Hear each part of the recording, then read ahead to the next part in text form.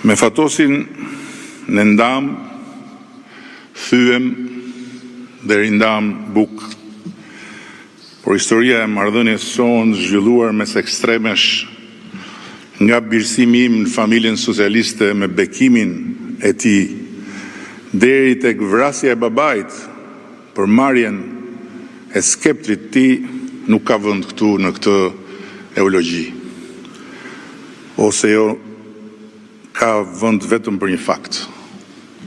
Nëse jam unë sot zëdhënësi i idhërimit krejt familjes madhe socialiste, kjo lidhet padyshim me intuitën dhe me guximin e kryetarit themelues për të mëftuar dhe dhënë vend në odën e shtëpisë sonë politike, duke thyer aso kohë një mur të madh ndarës me shoqërinë e kohës, kur shtëpia e socialistëve nuk që aerosur ende plotësisht nga era e të shkuarës.